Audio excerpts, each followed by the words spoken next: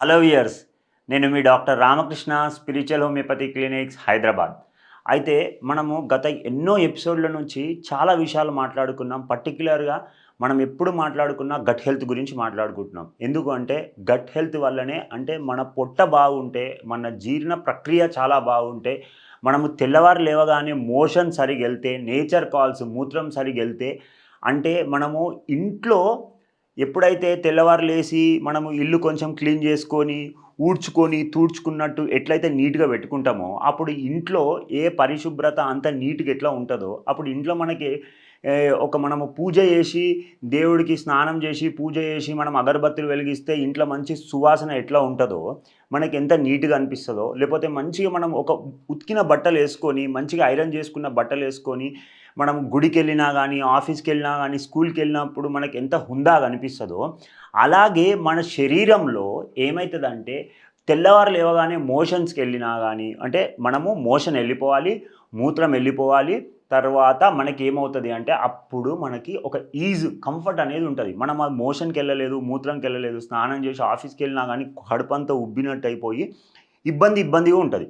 అంటే మీకు చెప్పేదేంటంటే నేను, మనము ఎప్పుడైతే పరిశుభ్రంగా ఉంటామో, నీట్‌గా డ్రెస్ ఏసుకుంటే మనం ఎంత కాన్ఫిడెంట్‌గా అనిపిస్తామో, అలాగే మనం మోషన్ ఎళ్ళి, మూత్రం గూడా రెగ్యులర్‌గా ప్రాపర్‌గా ఉంటే, మన హెల్త్ అంతా బావుంటది. సో, గట్ హెల్త్ అనేది చాలా ప్రామాణిక ఇంపార్టెంట్ మనము ఏంటంటే చాలా పరిగణలోకి తీసుకుంటాము. ఏ వ్యాధి రావాలన్నా గానీ, మనకొక పరిశోధన ప్రకారం ఏందంటే, 80% వ్యాధులు పొట్ట నుంచే మొదలైపోతాయి. సో, మనకి మోషన్ సరిగ్గా లేదు అనంటే, మనకి ఎప్పుడైతే మూత్రం సరిగ్గా రాట్లేదనంటే, అదేమైపోతది ఆటోమేటిక్‌గా మనము మోషన్ పొట్టలో పేరుకపోతది. పొట్టలో పేరుకపోతే ఏమైపోతది? టాక్సిన్స్ ఎక్కువైపోతాయి. టాక్సిన్స్ ఎక్కువైపోతే ఏమైతది? బాక్టీరియా, వైరస్ ఇవన్నీ ఎక్కువైపోతాయి. తద్వారా మనకి ఆటోమేటిక్‌గా ఒకటి నుంచి ఒకటి, ఒకటి నుంచి ఒకటి, ఒకటి నుంచి ఒకటి రోగాలు వస్తూ ఉంటాయి. సో, అన్నిటికంటే ఇంపార్టెంట్ మనం గట్ హెల్త్ బాగుంచుకోవాలి. గట్ హెల్త్ బాగుంచుకుంటే ఆటోమేటిక్‌గా ఏమైతది అనంటే, మనకు శరీరంలో సగానికి ఎక్కువ వ్యాధులు రావు.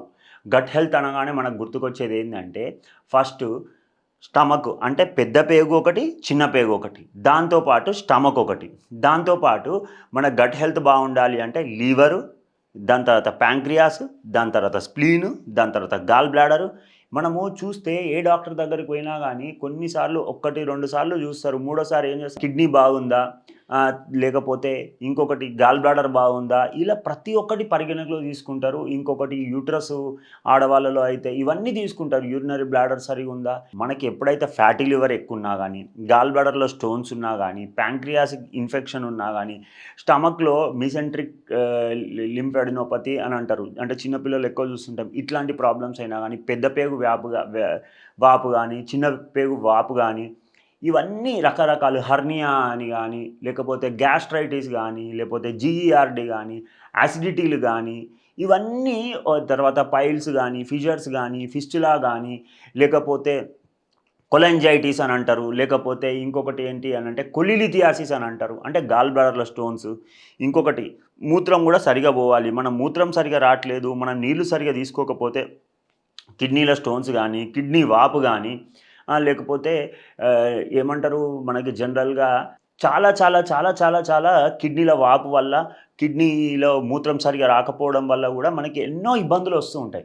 సో, ఒకదానితోటి ఒకటి రిలేటెడ్, ఒకదానితోటి ఒకటి రిలేటెడ్. మనము ఫస్ట్ ఏ ఒక్కటి డిస్టర్బ్ అయినా గానీ తద్వారా ఏమైతది అంటే మన హార్మోనల్ డిస్టర్బెన్స్ ఎక్కువైతది. హార్మోనల్ డిస్టర్బెన్స్ ఎక్కువైతే ఏమైతదంటే థైరాయిడ్ వ్యాధులు, డయాబెటిస్ వ్యాధులు, మళ్ళా ఇవన్నీ ఎక్కువైతే వెయిట్ గెయిన్ ఎక్కువైతాము. వెయిట్ గెయిన్ ఎక్కువైతే ఆటోమేటిక్‌గా ఒబేసిటీ రావడము. ఇంగ ఒక్కదానితోటి ఒకటి రిలేటెడ్.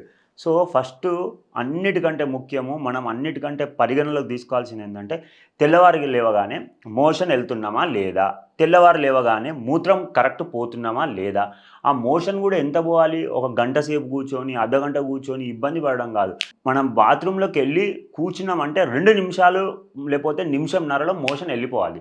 మూత్రం గూడా స్లోగా రావడము, మెల్లగా రావడము, పచ్చగా రావడము, గ్రీన్ కలర్‌లో రావడము, లేకపోతే యెల్లో కలర్ ఎక్కువ అతిగా యెల్లో కలర్ రావడము, మూత్రంలో నురుగు రావడము, మూత్రంలో దుర్వాసన రావడము, ఇలాంటివొస్తే గూడా కరెక్ట్ గాదు. సార్ మీరు మోషన్ పొమ్మన్నారు గదా! మోషన్ ఎళ్ళిపోతున్నా, మూత్రం వెళ్ళిపోతున్నా అలా గాదు.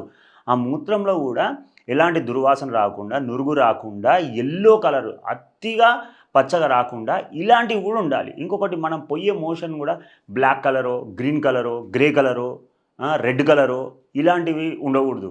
యెల్లో కలర్ అంటే యెల్లో కలర్‌గా ఉండాలి.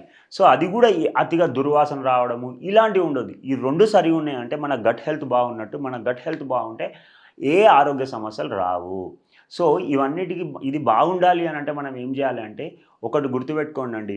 2 విషయాలు కరెక్ట్ చూసుకోవాలి. ఒకటేంటంటే మనము రెగ్యులర్‌గా పొద్దున లేవగానే ఫిజికల్ ఎక్సర్సైజ్ ఎక్కువుండాలి. అంటే సూర్య నమస్కారాలు చేయడము, యోగా చేయడము, ప్రాణాయామాలు చేయడము, కపాలపాతి చేయడము. ఇంకొకటి పుట్టకు సంబంధించిన డీసీఎస్‌కి సంబంధించినటువంటి ఈ ఏదన్నా యోగా ఎక్సర్సైజెస్ ఉంటే అవి చేయాలి. ఇంకొకటి ఏంటంటే దాంతో పాటు మనము ఎప్పుడైనా గానీ ఫుడ్ తీసుకోవాలి. వాటర్ ఇంటేక్ రెగ్యులర్‌గా తీసుకోవాలి. కొబ్బరి నీళ్ళు సాధ్యమైతే కొబ్బరి నీళ్ళు తాగాలి. ఎ ఎంత సాధ్యమైతే అంత మంచిగుండడానికి మనం ట్రై చేస్తే మనకు డిసీజెస్ రావండి.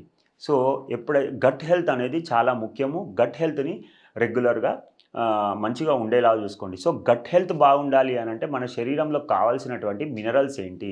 మెగ్నీషియం చాలా ఎక్కువుండాలి అనండి. మెగ్నీషియం మంచిగా ఉంటే ఆటోమేటిక్‌గా గట్ హెల్త్ బావుంటది. కాల్షియం కూడా మంచిగుండాలి. కాల్షియం ఉంటే ఆటోమేటిక్‌గా గట్ హెల్త్ బావుంటది. అలాగే వైటమిన్ సి కూడా మన శరీరంలో మంచిగా ఉంటే అప్పుడు మన శరీరంలో ఏమవుతుంది అనంటే గట్ హెల్త్ బావుంటది. ఇంకొకటి ఐరన్ లెవెల్స్ ఎక్కువుంటే కూడా గట్ హెల్త్ బావుంటది. అలాగే బి12 గానీ, వైటమిన్ డి. సో, ఇవన్నీ సమపాలనలో ఉండేలాగా చూసుకోండి. ఇంకొకటి ఏంటంటే ఇదన్నీ ఇంటర్ రిలేటెడ్ వైస్ వర్సా.